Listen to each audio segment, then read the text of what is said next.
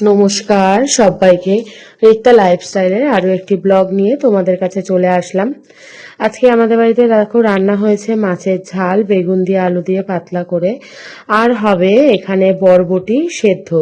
দেখো আমি যেহেতু বাড়ি ছিলাম না, আমার বাইরে একটু কাজ ছিল, মা এখানে বরবটিটা সেদ্ধ করে পেস্ট করে নিয়েছিল।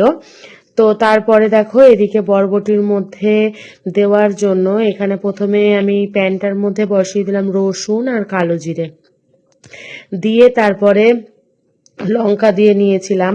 ফোড়নটাকে ভালো করে একটু ভেজে নিতে হবে। আর এই সমস্ত টেস্ট তো একটু শিলে বাটার জন্যই পারফেক্ট, তাই জন্য মা ওদিকে শিলটাও পেতে নিয়েছিল। দেখো মা এদিকে সুন্দর করে শিলে বাটনা বেটে নিচ্ছে। শিলের বাটনার তো একটা টেস্ট আলাদাই হয়। তো মা বললো যে দে, আমি বরঞ্চ এগুলো শিলেই করে ফেলি। তাই জন্য মা রসুন কালো জিরেটাকে নিয়ে সুন্দর করে শিলে বেটে নিচ্ছে, আর আমি এদিকে মাকে শুকনো লঙ্কাটা ভেজে দিচ্ছিলাম। দেখো তারপরে মা কিন্তু শুকনো লঙ্কাটাও ভেজে নেবে। দিয়ে দেখো এই যে আমি ভেজে দিয়েছি, মা এদিকে বেটে নেবে সুন্দর করে টেক্সচারটা। একটু যেহেতু ঝাল ঝাল হলে ভালো লাগে, তাই জন্য মাকে বললাম একটু বেশি করেই ঝাল দিয়ে নাও। তারপর দেখো এখানে সুন্দর করে মা বেটে নিয়েছে। আমি এদিকে কড়াইতে তেল দিয়ে দিয়েছিলাম। তেলটা গরম হয়ে যাওয়ার পর মা প্রথমে আগে শিমটাকে দিয়ে নিচ্ছে। শিমটাকে সুন্দর করে দিয়ে নেওয়ার পর আমি নাড়াচাড়া করে নিচ্ছি।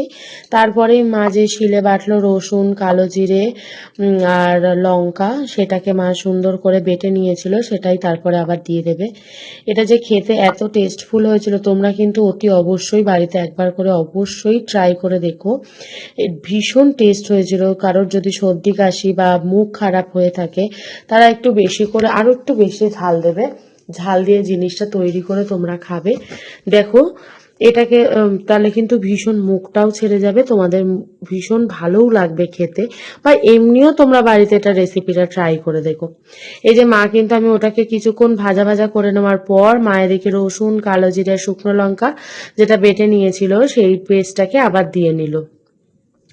দিয়ে আমি এদিকে একটুখানি নুন দিয়ে নিয়েছিলাম। নুন আর হলুদ দিয়ে আবার একটু ভালো করে নাড়াচাড়া করে নিতে হবে।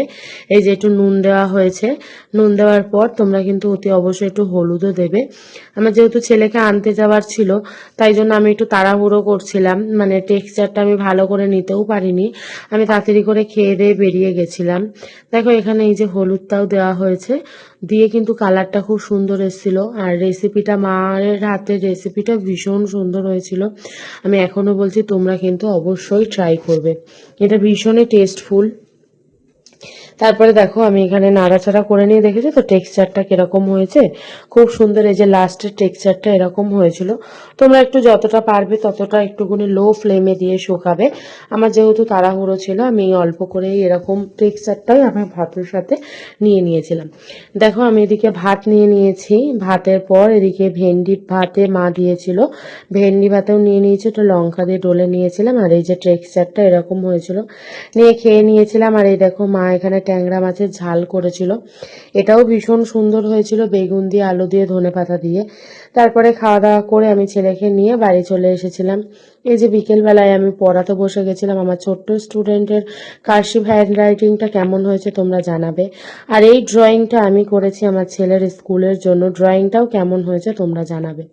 তারপরে রাত্রিবেলা আমার যেহেতু একটু ডায়েট চলছে, তো তাই জন্য রাত্রিবেলা কিন্তু একটা তোমাদের সাথে সুন্দর করে শেয়ার করতে চলে আসলাম ডায়েট রেসিপি, ডালিয়া করব।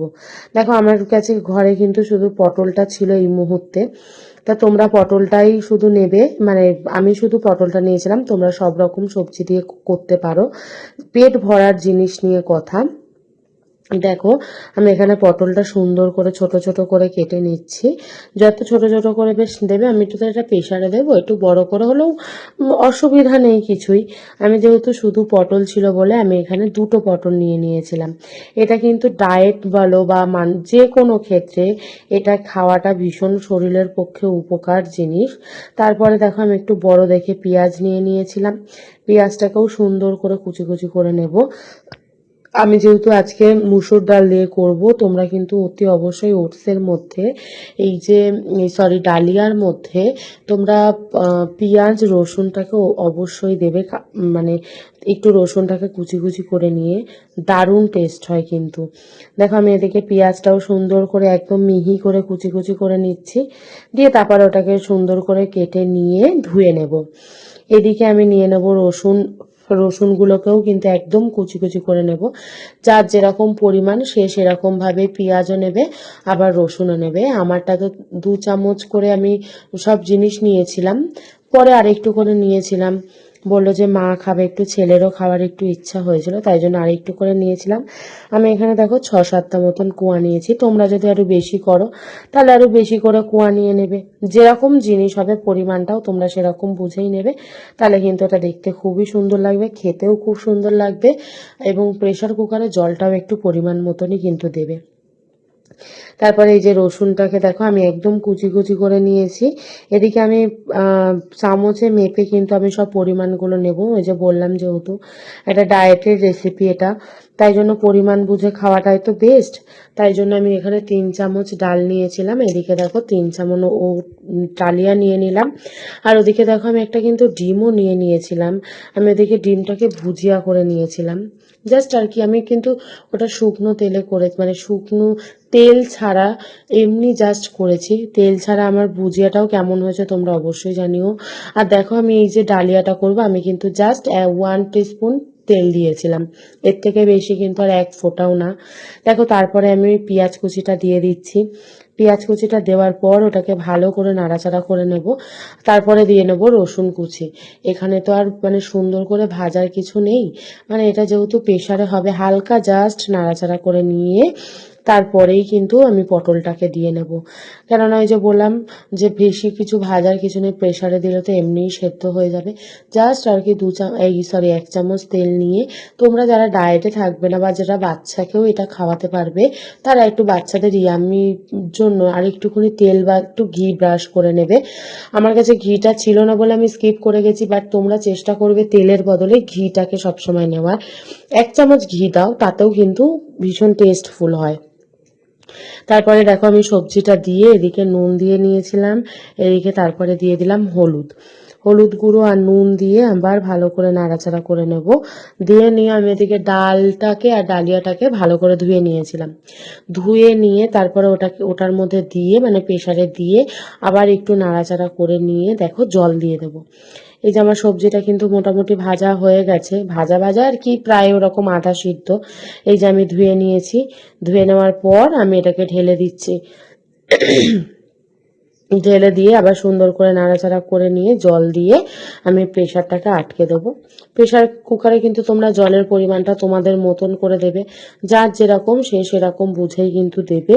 জলটা অতি অবশ্যই সুন্দরভাবে দেবে, না হলে তলায় লেগে যাবে, আর না হলে ঝোলটা বেশি হয়ে যাবে। আমি একটু জলটা সেরকম পরিমাণে দিয়েছিলাম, আমার বেশি টাইটটা আবার ভালো লাগে না, একটু ঝোল ঝোল বেশ মানে সুন্দর লাগে, আমি সেরকম বুঝে দিয়েছিলাম। তোমাদের যার যেরকম মুখে টেস্টফুল সে সেরকম ভাবেই কিন্তু দেবে। দেখো আমার এদিকে সুন্দর করে ডালিয়া রেসিপিটাও হয়ে গেল। এবার আমি প্রেসারটা আটকে দেবো। আর একটুখানি জলের প্রয়োজন ছিল, আর একটুখানি জল দিয়ে দিলাম, দিয়ে এবারে সুন্দর করে প্রেসারটা আটকে দিয়ে এবার এদিকে আমি চলে আসবো ডিমের ভুজিয়া করতে। দেখো আমি কিন্তু ডিমটা একদম শুকনো মানে খোলাই করেছি, এটা কোনো তেলও দিইনি, কিচ্ছু না। এই যে প্রথমে দেখো ডিমটা দিয়ে নিলাম, আমার প্যানে কিন্তু কোনো প্রকার তেল ছিল না।